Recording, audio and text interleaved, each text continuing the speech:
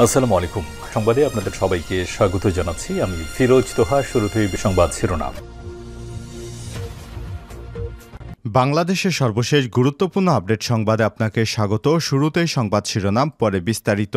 শুরুতেই জানিয়ে দিব, বাংলাদেশের বানভাসী মানুষের জন্য পবিত্র কাবা শরীফের ইমামের দোয়া। স্মরণকালে ভয়াবহ বন্যায় বিপর্যস্ত বাংলাদেশ।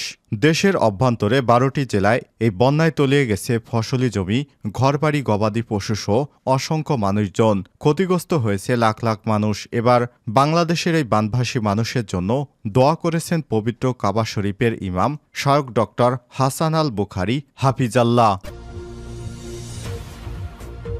এরপর জানিয়ে দিব, আওয়ামী লীগের প্রচার সম্পাদক আব্দুস সোবহান গোলাপ আটক। আওয়ামী লীগ সরকারের প্রচার এবং প্রকাশনা সম্পাদক এবং মাদারীপুর 3 আসন কালকিনি ডাসার সদর একাংশের আসনে সাবেক সংসদ সদস্য আব্দুস সোবহান গোলাপকে আটক করেছে পুলিশ। আজ রাজধানীর পশ্চিম নাখালপাড়ের বাসা থেকে তাকে আটক করা হয়।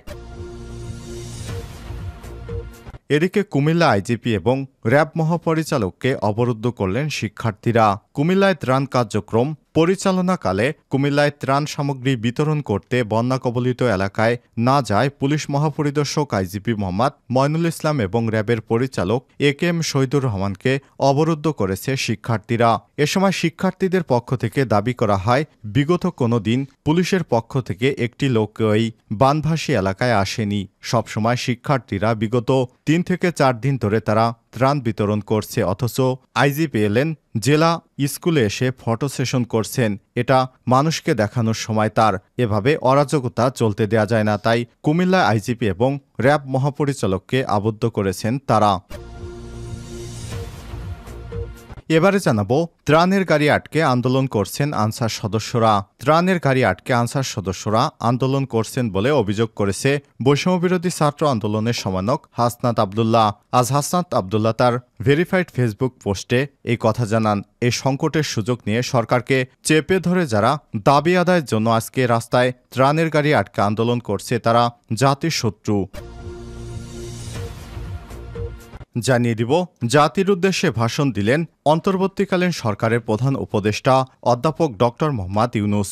আজ রোববার 25 আগস্ট সন্ধ্যা 7:30 জাতির উদ্দেশ্যে ভাষণ দেন তিনি। প্রধান উপদেষ্টার উপপ্রেস সচিব আবুল কালাম আজাদ বিষয়টি নিশ্চিত করেছেন। এবং সর্বশেষ জানিয়ে দিব, প্রধান উপদেষ্টার ত্রাণ তহবিলে $20,000 সহায়তা দিল চীন। বাংলাদেশে বন্যার্তদের সহায়তায় পাশে রয়েছে চীনের সরকার। বন্যা দুর্গতদের সহায়তার লক্ষ্যে প্রধান উপদেষ্টা ডক্টর মোহাম্মদ ইউনূসের ত্রাণ তহবিলে $20,000 বা বাংলাদেশি টাকায় 20 লক্ষ টাকার উপরে সহায়তা দিয়েছে দেশটি। আজ চীনের রাষ্ট্রদূত এই খবর নিশ্চিত করেছেন। প্রিয় দর্শক, এতক্ষণ শুনছিলেন সংবাদ শিরোনাম, এবারে বিস্তারিত। তবে তার আগে বন্ধুরা, অনুরোধ থাকবে এই সংবাদটিতে একটি লাইক দিন। এই চ্যানেলে আপনি নতুন হয়ে থাকলে আমাদের সংবাদটি দেখতে দেখতে চ্যানেলটি সাবস্ক্রাইব করে রাখুন। কমেন্ট করে জানিয়ে দিন আপনার মূল্যবান মতামত। জানিয়ে দিন বন্ধুরা আপনার এলাকার সর্বশেষ পরিস্থিতি। এবারে বিস্তারিত। বাংলাদেশের বানভাসী মানুষের জন্য পবিত্র কাবা শরীফের ইমামের দোয়া। স্মরণকালে ভয়াবহ বন্যায় বিপর্যস্ত বাংলাদেশ। বাংলাদেশের অন্তত 12টি জেলা এই বন্যা কবলিত হয়ে পড়েছে। এতে ফসলি জমিসহ বাংলাদেশের ব্যাপক ক্ষয়ক্ষতি হয়েছে। এবার বাংলাদেশের বানভাসী মানুষের জন্য দোয়া করেছেন পবিত্র কাবা শরীফের ইমাম শায়খ ডক্টর হাসান আল বুখারী হাফিজাল্লাহ। আজ নিজের ফেসবুক পেজে এক পোস্টে সব তথ্য জানিয়েছেন আন্তর্জাতিক কিরাত সংস্থার মহাসচিব, বিশ্ববরেণ্য আলেম এবং কারি শায়েখ সাইফুল্লাহ মাদানী হাফিজাল্লাহ।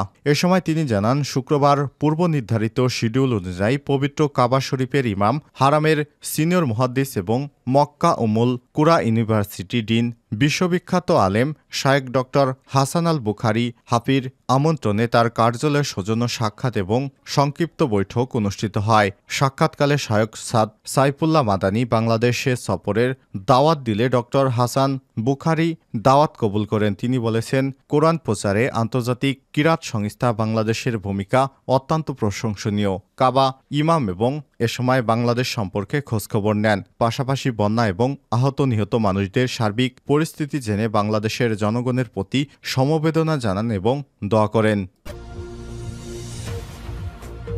আওয়ামী লীগের প্রচার সম্পাদক আব্দুস সোবহান গোলাপ আটক। আওয়ামী লীগের প্রচার এবং প্রকাশনা সম্পাদক এবং মাদারীপুর ৩ আসনের কালকিনি ডাসা সদর একাংশে আসনের সাবেক সংসদ সদস্য আব্দুস সোবহান গোলাপকে আটক করেছে পুলিশ।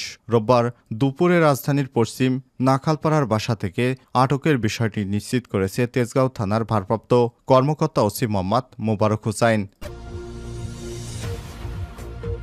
কুমিল্লা আইজিপি এবং র্যাব মহাপরিচালককে অবরুদ্ধ করল শিক্ষার্থীরা। কুমিল্লায় ত্রাণ সামগ্রী বিতরণ করতে বন্যা কবলিত এলাকায় না যাওয়ার জন্য পুলিশের মহাপরিদর্শক আইজিপি মোহাম্মদ ময়নুল ইসলাম এবং র্যাবের মহাপরিচালক একেএম শহীদুর রহমানকে অবরুদ্ধ করেছে শিক্ষার্থীরা। রোববার বিকাল 3:30 থেকে 4টা পর্যন্ত কুমিল্লা জিলা স্কুল মাঠে মূল ফটকের কাছাকাছি তাদের অবরুদ্ধ করে রাখা হয়। এ সময় পুলিশের ঊর্ধ্বতন কর্মকর্তারা উপস্থিত ছিলেন। এর আগে বিকাল 3:30টার দিকে বন্যার্তদের মাঝে ত্রাণ বিতরণ করতে হেলিকপ্টার যোগে কুমিল্লায় আসেন আইজিপি মোহাম্মদ ময়নুল ইসলাম এবং র্যাবের মহাপরিচালক একেএম শহীদুর রহমান। হেলিকপ্টারে কুমিল্লা কেন্দ্র ঈদগাহ মাঠে অবতরণ করেন তারা। পরে কুমিল্লা জিলা স্কুলে বানভাসী মানুষের মাঝে ত্রাণ বিতরণ করতে যান।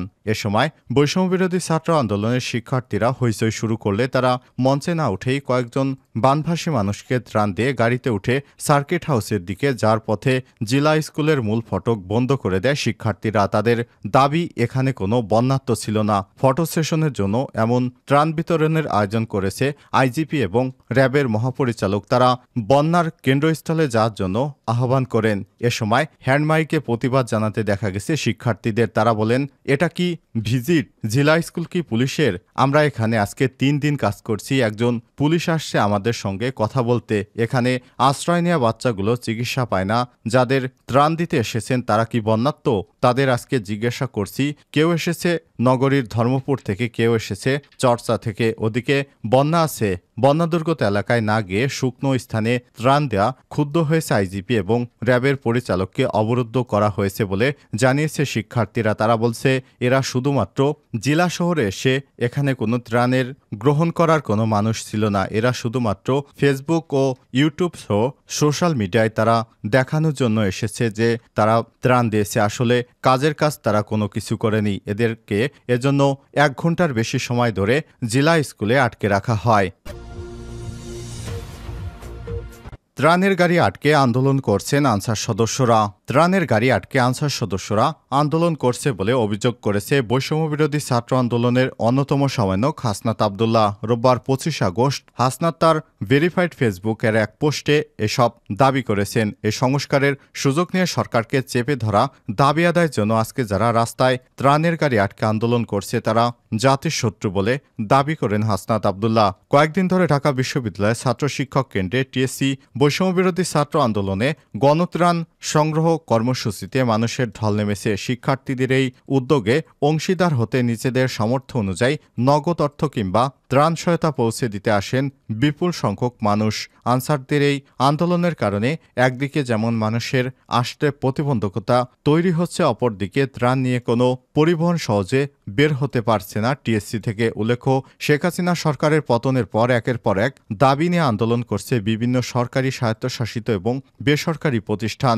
দেশের বিভিন্ন স্থানে বন্যার কারণে যখন মানুষ খাবার ও পোশাকের অভাবে মানবেতর জীবনযাপন করছে, ঠিক এ সময় শাহবাগ এবং প্রেস ক্লাব, সচিবালয় সহ বিভিন্ন এলাকায় যান চলাচলে বাধা সৃষ্টি করছে আনসার সদস্যরা। এতে ত্রাণ কার্যক্রম পরিচালনায় ব্যাঘাত ঘটছে। এদিকে স্বরাষ্ট্র উপদেষ্টা লেফটেন্যান্ট জেনারেল অবসরপ্রাপ্ত জাহাঙ্গীর আলম চৌধুরীর আশ্বাসে আন্দোলন স্থগিত করেছে আনসার সদস্যরা। চাকরি জাতীয়করণের দাবিতে 2 দিন ধরে আন্দোলন করছিলেন আনসার সদস্যরা। রোববার 25 আগস্ট বিকাল 3টার দিকে স্বরাষ্ট্র উপদেষ্টা অঙ্গীভূত হয়ে আনসার সদস্যদের দাবি মেনে নেওয়ার ঘোষণা দিলে আন্দোলনের সমন্বয়ক নাসির মিয়া কর্মসূচি স্থগিতের ঘোষণা দেন।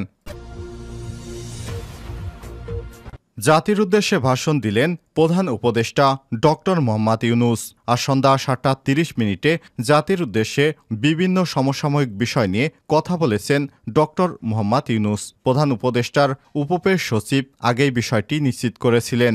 এ সময় তিনি জানান, প্রধান উপদেষ্টার এই ভাষণটি বিটিভি ওয়ার্ল্ড এবং বিটিভি চট্টগ্রাম কেন্দ্র থেকে একযোগে প্রচার করা হবে। প্রসঙ্গত, গত 8 আগস্ট অন্তর্বর্তী সরকারের প্রধান উপদেষ্টার দায়িত্ব নেন প্রফেসর ডক্টর মোহাম্মদ ইউনূস। দায়িত্ব নেয়ার পর জাতির উদ্দেশ্যে এটি তার প্রথম ভাষণ। ধারণা করা হচ্ছে ভাষণের শেষে দেশের সাম্প্রতিক পরিস্থিতি ও বন্যার বিষয়টি প্রাধান্য পাবে।